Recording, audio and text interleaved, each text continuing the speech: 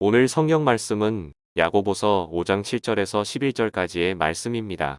그러므로 형제들아, 주께서 강림하시기까지 길이 참으라.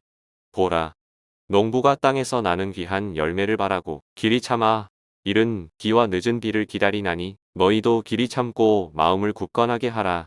주의 강림이 가까우니라. 형제들아, 서로 원망하지 말라. 그리하여야 심판을 면하리라. 보라, 심판주가 문 밖에 서 계시니라. 형제들아, 주의 이름으로 말한 선지자들을 고난과 오래 참음의 본으로 삼으라. 보라, 인내하는 자를 우리가 복되다 하나니 너희가 욥의 인내를 들었고 주께서 주신 결말을 보았거니와 주는 가장 자비하시고 긍휼히 여기시는 이시니라. 오늘 말씀을 보면 인내하라, 참으라, 인내하는 자가 복이 있다고 가르쳐주고 있습니다. 5장 7절, 8절에 보면 그러므로 형제들아, 주께서 강림하시기까지 길이 참으라.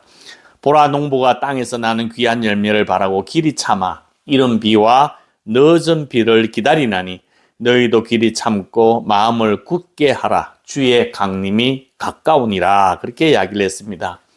마치 농부가 씨를 땅에 심어 놓으면 흙만 보이지 씨가 보이지 않습니다. 그런데 기다리다 보면 그 땅에서 참 오묘하게 싹이 솟아나고 그 연약한 싹이 무슨 열매를 맺을 수 있을까 참 의심이 되기도 하지만 그것이 자라면서 비를 맞고 햇빛을 맞으면서 자라다가 결국 때가 되면 열매를 맺는다는 것입니다. 시간이 지나면 열매를 맺는 그 열매를 농부가 알기 때문에 농부는 씨앗을 뿌리고 인내하고 기다린다는 것입니다. 이와 마찬가지로 우리 성도들도 어떻게 해야 하는가? 참고 기다리라 하는 것이 오늘 본문에서 우리를 향한 하나님의 권면의 말씀입니다. 농부가 참고 기다리게 되면 열매를 맺게 되듯이 결국 하나님께서 악인들은 심판하시고 성도들의 눈물을 닦아주시고 억울함을 풀어주시고 그리고 우리가 수고하여 애쓴 그 선한 일들에 대해서는 하나님께서 반드시 보상해 주실 그 날이 있기 때문에 지금 당장 악한 자가 승리하는 것처럼 보이고 억울한 일이 계속되는 것처럼 보이는 그런 황당한 상황 가운데서도 참고 기다리며 믿음을 가지고 있으라는 것이 오늘 본문에서 우리를 향한 하나님의 권면의 말씀입니다. 사람들은 흔히 어려운 일을 만나게 되면 세 가지의 반응을 보입니다. 첫째는 싸우는 겁니다. 둘째는 두려워하는 것입니다. 셋째는 도망을 치는 것입니다. 첫째, 어려움을 당하게 되면 제일 먼저 보이는 반응이 뭐냐면 서로 싸우는 것입니다. 함께 동료들과 싸우고 같은 편끼리 싸우는 겁니다. 왜 싸우느냐? 너 때문에 이렇다, 남 탓, 옆 탓 하면서 서로 싸우는 것입니다. 가정에서 만약에 자녀들에게 무슨 문제가 생기면 부부가 서로 원망하면서 네 잘못이네, 내 잘못이네 하면서 남편과 아내가 서로 싸우는 일을 자주 보게 되는 것입니다. 서로 책임을 상대방에게 넘기면서 서로 원망하는 가운데 그 가정은 깨져버리고 많은 상처를 주고받을 수가 있는 그런 어떤 아픔의 가정으로 전락하게 되는 것입니다. 이스라엘 민족이 애굽 땅에서부터 나와서 홍해 바다라고 하는 큰 암초를 만났을 때였습니다. 앞에는 홍해 바다가 가로막혀 있고 도무지 건널 수 없고 뒤에는 애국 군대가 추격해 와서 도간에 든 쥐처럼 되어 있을 때 이스라엘 백성들은 그 순간에 모세를 원망하기 시작했습니다. 모세를 향하여 원망하는 가장 중요한 이유는 뭐냐면 당신 때문이라는 것입니다. 왜 여기까지 이끌어내어서 광야에서 죽게 하느냐? 모세를 원망한다고 해서 전혀 해결될 일이 아님에도 불구하고 놀랍게도 이스라엘 민족은 그 순간에 모세를 향하여 원망하는 일을 시작하는 것입니다. 서로 같은 편끼리 싸우고 지도자를 향하여 싸우는 것입니다. 교회도 여러 가지 어려운 일을 만나게 되면 함께 머리를 맞대고 함께 그 문제를 해결해 나가기보다는 누가 잘못했네, 누가 어떤 책임이 있네, 누가 결정을 잘못했네 하면서 서로 원망하며 비난하며 교회가 정말로 분란스러운 그런 어떤 아픔으로 눈물을 흘리는 교회로 전락하기도 합니다. 싸우게 된다고 하면 문제가 해결되는 것이 아니라 오히려 기운만 빠지는 것일 수밖에 없는데, 놀랍게도 우리는 어려운 일을 만나게 되면 그 선택의 가장 첫 번째가 뭐냐면 싸운다는 것입니다. 오늘 본문 5장 9절은 이렇게 이야기를 하고 있습니다. 형제들아 서로 원망하지 말라. 서로 원망하지 말라고 하는 것은 문제가 있으면 원망하지 말라는 것입니다. 그리하여야 심판을 면하리라. 보라, 심판주가 문 밖에서 계시니라 하고 말씀하고 있습니다. 두 번째 어려운 일을 당했을 반응이 뭐냐 하면 두려워하는 것입니다. 갑자기 엄청 어려운 일을 만나게 될 때, 뭐 병이 걸렸대, 중병이 걸렸대, 뭐 몸에 이상이 있대, 뭐 점이 있대, 뭐 이러면 갑자기 두려움에 휩싸이게 되는 것입니다. 가나안 땅을 정탐했던 12명의 정탐꾼들 가운데 10명의 정탐꾼들이 보고하기를, 저 가나안 민족은 큰 거인, 우리가 상대도 할 수 없는, 우리는 메뚜기라면 저는 인간, 거인이라고 이야기할 정도로 그들을 지켜 세웠고, 그들과는 도저히 싸울 수 없다. 우리는 정말로 그들에게는 항복할 수밖에 없다 하는 보고를 받았을 때 이스라엘 민족들은 그 보고를 듣고 두려워하기 시작했습니다. 아람 군대가 엘리사를 공격하기 위해서 도단성을 에워쌌을 때에 엘리사의 종은 그 둘러싼 군인들을 바라보면서 무서워하기 시작했습니다. 선지자여, 어떻게 하면 좋습니까? 큰일 났습니다. 우리 성을 저 아람 군대가 둘러싸고 있습니다. 그 군대를 바라보면서 두려움에 휩싸이게 된 것입니다. 예수님의 제자들이 갈릴리 바다에서 풍랑으로 빠져 죽게 되었을 때에 두려운 마음이 들게 되었습니다.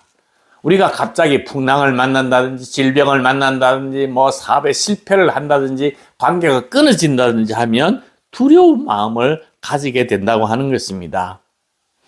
전후좌우가 다 막힌다 할지라도 두려워하기보다 하나님을 바라볼 수 있는 은혜가 임하기를 간절히 소망합니다. 우리를 에워싸고 있는 적군보다도 더 많은 천군 천사를 바라보기를 간절히 소망합니다. 시편 42편 5절입니다. 내 영혼아, 내가 어찌하여 낙심하여 어찌하여 내 속에서 불안해하는가? 너는 하나님께 소망을 두라. 그가 나타나 도우심으로 말미암아 내가 여전히 찬송하리로다 그랬습니다. 우리의 마음 가운데 낙심이 생기고 두려운 마음이 들 때 우리를 도우시는 하나님을 바라다 볼 수 있기를 주님의 이름으로 축복합니다. 마태복음 6장 30절에 오늘 있다가 내일 아궁이에 던져지는 들풀도 하나님이 이렇게 입히시거든. 하물며 너희일까 보냐. 믿음이 작은 자들아. 하나님께서 세심하게 새를 먹이시고 하나님께서 세심하게 그 들풀도 입히시는 그 모습을 보면서 그것보다도 훨씬 더 소중하고 귀한 하나님의 아들 십자가에 내어주기까지 사랑하신 우리를 하나님께서 내팽겨쳐 두겠는가? 하나님께서 우리를 사랑하신 그 사랑을 가지고 계신데 우리를 그냥 방치해 두겠느냐 하는 것입니다. 주님을 바라다보고 담대하게 믿음으로 승리하는 우리 모두가 되기를 주님의 이름으로 축복합니다. 사람들이 보이는 세 번째 반응이 있다면 그것은 바로 회피, 도망을 치는 것입니다. 도피하는 것입니다.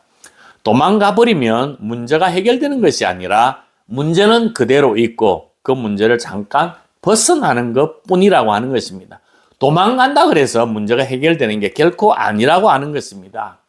우리가 어려운 일을 만났을 때 이런 어떤 세 가지의 반응을 보이게 되는데 우리는 어떻게 믿음의 사람은 행하여야 할까?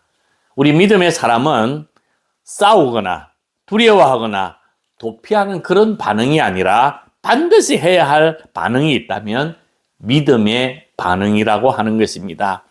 어떻게 믿음의 반응을 보일 수가 있는가? 5장 8절입니다. 너희도 길이 참고 마음을 굳건하게 하라. 주의 강림이 가까우니라. 어려운 문제를 만났을 때 참된 믿음의 반응은 참고 인내하는 것입니다. 어떻게 우리는 인내할 수가 있는가? 그것은 하나님의 심판을 믿기 때문에 그렇습니다. 악한 자들이 자꾸만 승리하는 것처럼 보이고 악한 자들이 아무런 제재를 받지 않는 것처럼 보이지만 우리가 분명하게 확신해야 할 것이 있다면 하나님의 심판을 믿는 것입니다. 반드시 그들이 하나님의 심판대에 서게 된다고 하는 사실을 믿게 될 때 더 나아가서 우리의 수고가 헛된 것처럼 보일지라도 결코 헛된 것이 아니라 열매를 맺게 된다고 하는 그 믿음을 우리가 간직할 필요가 있다고 하는 것입니다. 갈라디아서 6장 9절에 보면 우리가 선을 행하되 낙심하지 말지니 포기하지 아니하면 때가 이르매 거두리라고 하는 말씀을 기억하면서 인내에 나가다가 농부의 인내를 배우다가 인내하는 가운데 믿음으로 승리를 해가는 우리 모두가 되기를 주님의 이름으로 축복합니다. 야고보서 5장 10절에 보면 형제들아 주의 이름으로 말한 선지자들을 고난과 오래 참음의 본으로 삼으라 그랬습니다.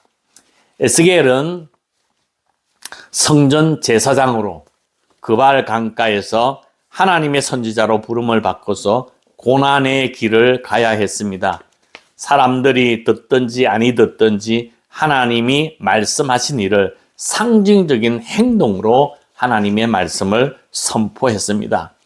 왼쪽으로 잠을 자라고 390일 동안 잠을 자고 오른쪽으로 40일 동안 잠을 자라고 하면 그대로 해서 하나님의 전파할 때 이스라엘 민족은 에스겔의 말을 듣지 않았습니다. 전혀 그 말에 귀를 기울이지 않았습니다. 그런 행동을 하는 에스겔 선지자에게 오히려 사람들은 손가락질하고 조롱하였습니다. 그럼에도 불구하고 선지자 에스겔은 참고 인내하며 믿음을 지켰는데 우리도 그를 모델로 삼아서 믿음으로 지키고 참고 견디라고 하는 말씀입니다. 11절에 보면 보라 인내하는 자를 우리가 복되다 하나니 너희가 욥의 인내를 들었고 주께서 주신 결말을 보았거니와 주는 가장 자비하시고 긍휼히 여기시는 이신이라. 욥이 가장 큰 고난을 당한 사람이라고 말할 수 있습니다. 성경에서 아마 제일 큰 고난이지 않을까 싶습니다. 모든 재산을 잃어버렸고 자녀들을 잃어버렸고 육신마저도 완전히 망가져버린 그런 상황 속에서 욥이 당한 그 엄청나고 힘든 어려운 고난 가운데서도 욥은 참고 인내했습니다. 결국에는 하나님께서 욥에게 더 많은 것을 갑절로 회복시켜 주셨다고 하는 것이 욥기가 전하는 메시지입니다. 우리가 인내해야 하는 이유가 무엇입니까? 그것은 우리의 인내가 헛된 것이 아니라 결국 소망 가운데 열매를 얻게 될 것임을 믿기 때문에 나아가는 것입니다. 그냥 내가 하고 싶은 대로 세상이 원하는 방식대로 살기만 하면 정말로 쉽고 간단하기도 합니다. 그러나 참고 견디는 믿음의 길은 십자가의 길이고 때로는 고통스러운 길일 수밖에 없다고 하는 것입니다. 왜 우리가 그 길을 걸어가야 하느냐? 믿음의 길, 참고 인내하며 걸어가야 할 중요한 이유는 뭐냐 하면 하나님께서 그 인내를 보시고 인정해 주시고 그 인내를 갚아주시고 그 믿음을 지키는 자에게 생명의 멸류관이 약속되어져 있기 때문에 그렇습니다.